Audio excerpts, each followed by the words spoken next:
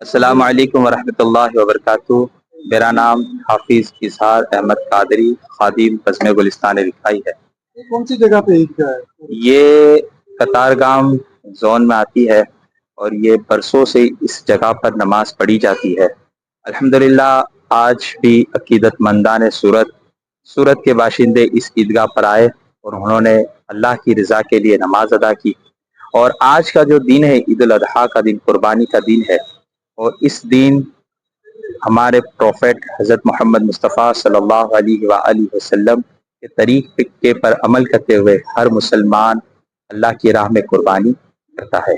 और मैं सूरत के बाशिंदों से अदबन एहतरामन गुजारिश करूँगा कि आज कुर्बानी का दिन है तो अपने इस शहर को बड़ी साफ़ सुथराई से रखे, स्वच्छता का भरपूर ख्याल रखे, अपने गली मोहल्ले में कहीं भी गंदगी फैलाने की कोशिश ना करें।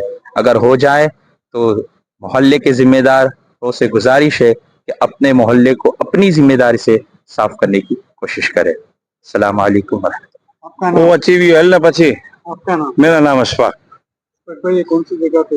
ये कतारगाम दरवाजे पर कतारगाम ईदगाह है। कितने सालों पुरानी ईदगाह है? ये तो बरसों हो गए होंगे, अब 28-29 साल तो हमें आते आते यहाँ हो गए हैं। आजादी से पहले से बता रहे हैं कि उससे भी पहले की होगी, पुरानी ईदगाह है। और जब शहर के दरवाजे थे तो दरवाजे के बाहर ईदगाह होती है, इस तरह की पुराने जमाने की ईदगाह है। हिंदू भाई भी यहाँ सेवा देते हैं? हिंदू भाई देखो, ये पूरा मोहल्ला तरफ का है ना, जितने भी घर, एक भी मुसलमान का नहीं, सारे हिंदू है और सारे सपोर्ट करते हैं दोनों ईदों में, हर तरह से ये लोग ख्याल रखते हैं। और यहाँ एक रजनी भाई हैं, शायद वो जनसंघ से या विश्व हिंदू परिषद या बजरंग दल से जुड़े, लेकिन ये पूरा ज्यादातर ध्यान ये ईदगाह का रजनी भाई रखते हैं पूरा साल। हम तो ईद के दिन आते हैं, हमारे गुलाम मुस्तफा ईद में साल में 2-3 बार आते हैं। मैसेज कुर्बानी का मतलब बलिदान, के कुर्बानी का मतलब सिर्फ बकरा काटना या पाड़ा काटना नहीं है। बलिदान, कुर्बानी देना, अपने मजहब के लिए ले, अपने रिश्तेदारों के लिए ले, हत्ता के अपने देश के लिए। बलिदान, कुर्बानी, कुर्बानी, कुर्बानी के बगैर कुछ नहीं है। चलिए,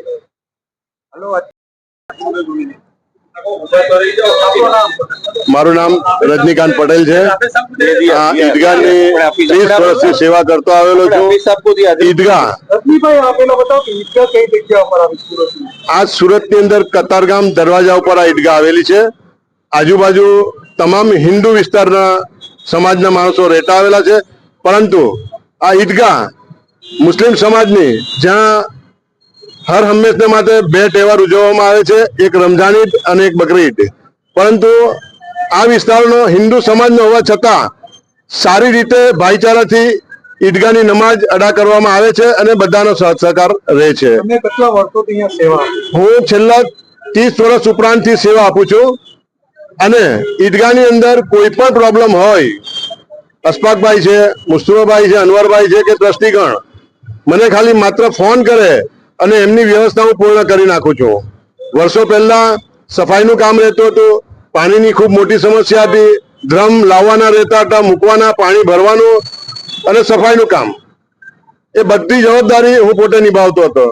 મને લાગે છે કે આ રીતે જો હિન્દુ મુસલમાન એકતાથી તહેવાર ઉજવવામાં આવે તો સમગ્ર ભારતની અંદર એવો કોઈ એ નહીં બની શકે કે સુરતની અંદર જે ઈદગાહના તહેવાર ઉજવાય છે એને જોઈને બી જો ध्यान આપે ને તો મને લાગે ભારતનું નામ વિશ્વના ઉપર પહોંચી શકે છે। હું પોતે કતારગામ પોલીસ સ્ટેશનમાં શાંતિ સમિતિનો સભ્ય છું અને વર્ષોથી દરેક તહેવારોની અંદર હું અગ્રેસર રહીને મારી ભૂમિકા અદા કરું છું।